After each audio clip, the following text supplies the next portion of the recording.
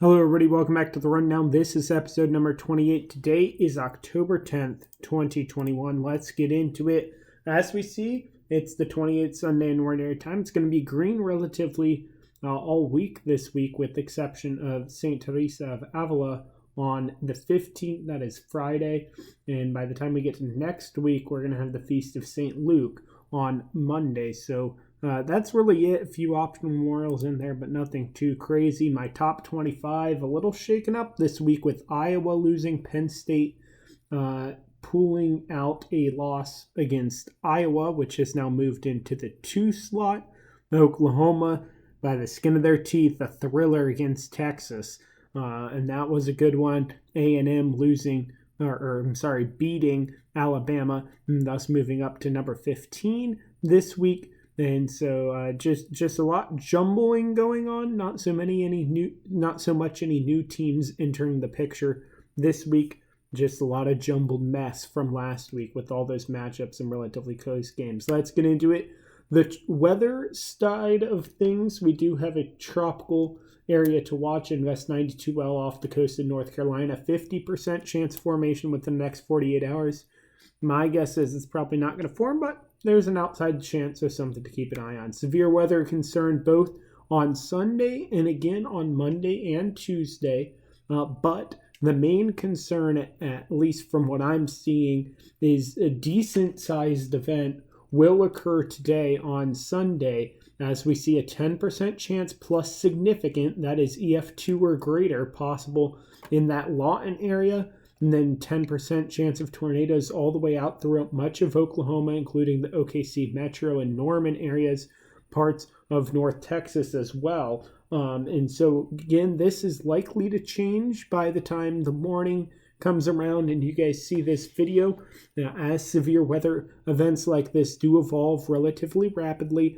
And so those are your sources on the screen there for more information as this potential outbreak develops tomorrow, or I guess today, sorry. Anyways, I'm actually filming this on Sunday. That's the thing, too. Anyways, in Columbus, we're going to be in the low 80s through Monday for the high around 80 Tuesday through Thursday. It's going to change up as we head towards later in the week, up to half an inch of rain over as we head into the weekend. Mid-70s Friday, mid-60s Saturday. Again, for the highs, morning temps going to be sitting around 50. As we head into next week's, the highs will be in the low 60s with lows in the mid-40s. Kind of similarly in Oklahoma, it's going to start out relatively warm and cool off fast with some rain in between. We have the mid-80s and severe storms Sunday, as I just mentioned. Monday through Thursday, we're looking at highs around 80, lows around 60. And then we're going to have about an inch of rain from Tuesday into Wednesday. Perhaps some storms again with that system moving through there. As we head into next weekend, again, it's going to be nice and cool. 70 degrees for the high and around the mid-40s for the low. Coronavirus video update number 92. As we see, we're doing decent across the board. 7 states with a 10% increase: Colorado, Minnesota, Montana, Nebraska, Nevada, Pennsylvania, and Vermont. But otherwise, for the most part, several states doing much better now, especially across the American South, which generally hasn't been performing well throughout most of this pandemic. Nebraska with a significant increase over this past week. 10 states having that significant 10% increase this week. California, Colorado, Iowa, Maryland, Missouri, Ohio, Oklahoma, Oregon, and Pennsylvania join Nebraska with that high new daily death rate. I assume that's just a fluke of numbers for Nebraska and isn't indicative of anything. But nonetheless, that's kind of where we're at. With that, hospitalizations, again, doing pretty well across most of the board, but places like Montana, West Virginia, not doing too hot at the moment.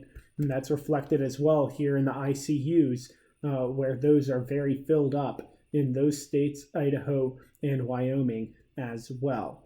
Daily vaccinations, doing pretty decent. Nothing too crazy. We're holding pretty steady across the board. Of course, always doing well up there in Vermont, New Hampshire area. Not doing too hot in West Virginia, as has been the theme.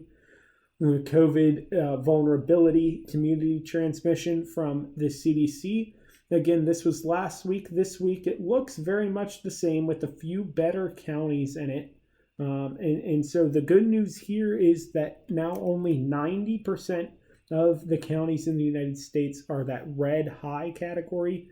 6% are substantial, 3% are moderate, and 1% are low. Again, we're starting to see more of those orange and yellow counties across much of the American Southeast and Central Plains areas.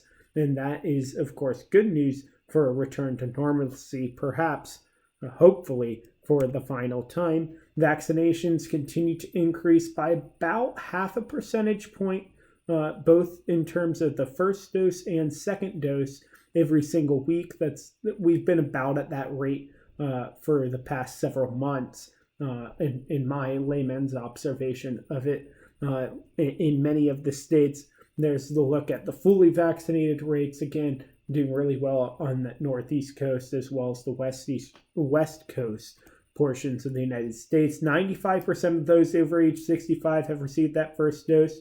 We just broke the 65% chance, or 65% of people getting the first dose. Over all of the American population, of those that can receive it, 76% have got that first dose. We're up to 84 over age 65 and 60% of those available fully vaccinated. Over 10% of those over age 65 have that booster shot as well. And again, that's 10% of those fully vaccinated that have gotten the booster. So that assumes that these people have already been fully vaccinated when it runs that percentage there. The CDC forecast has not been updated, but I assume it continues to decrease because that's generally the trend that we're seeing. And the trend that we've seen for quite some time. U.S. down around 40,000 cases from the previous week in terms of active current cases. Florida continues to significantly decrease, South Carolina, Texas as well. Many of the other states holding relatively steady and not increasing too significantly, at least here in the top 10. Worldwide, we're down around 370,000, which is, of course, good news to put us at 18 million, almost on the nose, as those worldwide deaths continue to tick near and near towards 5 million. Ukraine's now in the top 10. Poland was in the top 10 last week, but dropped down to number 11 despite going up in cases. So again, this pandemic isn't necessarily over, but the United States decreasing. Iran, Mexico, Brazil, India, all of those countries decreasing as well. Let's talk a little bit about the new quarters next year. This is just some news things, because it's been a while since I've put some news in the rundown.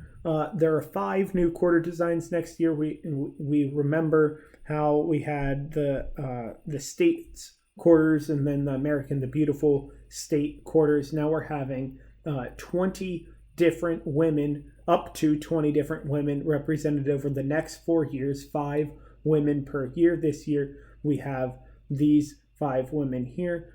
We have a diverse group, everything from social activists to astronauts to the first female principal chief of the Cherokee Nation.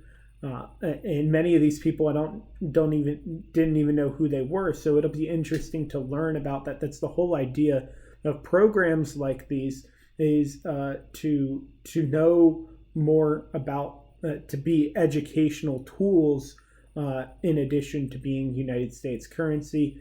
The leader of New Mexico women's suffrage is in here. The first Chinese American film star also represented in these 5 women coming out next year. As we see, that's the new obverse front of the quarter that we'll begin to see next year. Actually lost out on the design. The quarter design that we're used to seeing was made in 1932. And that quarter that we see on the screen here lost the design contest to that one, but it was made by a woman, which of course is probably part of the reason why it's chosen as part of this new quarter series as the front side of all of these coins. Again, learning about women through coinage, I think, is a really cool idea, and we'll be able to see it in person here very shortly. Moving on to Catholic bishops this week, we had 2 bishops die. a cardinal in Chile, a bishop in Lithuania. We had an archbishop in India retire. We had 3 new bishops installed, 2 new bishops ordained in Indonesia and Sri Lanka. And we had several bishops appointed, and 3 of those had not yet been bishops and are currently priests, and so their ordination will be pending. Next week, as in this upcoming week, within the next week, we have 3 installations occurring in Indonesia, Mexico, and Brazil. We'll have 1 bishop being elevated to the rank of cardinal in Guatemala, and we are having a bishop in Germany being elevated, most likely, to apostolic administrator later this week. We'll also be having 3 new bishops of the Catholic Church. 2 of them are Roman and will be ordained in Rome together, 1 from Chile and 1 from Italy. Both of those, again, becoming Roman Catholic bishops. We'll also have a Melkite Greek Catholic bishop from Syria being ordained to the priesthood as well, to the episcopate later this week as well. And so, of course, we wish all of them the best of luck. The Melkite Greek, I think, no, it was somebody else, but somebody, one of those Eastern Catholic churches in the general Levantine area got a new patriarch just a few weeks ago, and so I apologize for not remembering that, but that is what it is, and this has been The Rundown. I've been Chris Dix, and I'll see you guys next time in For Weather Catholic Media.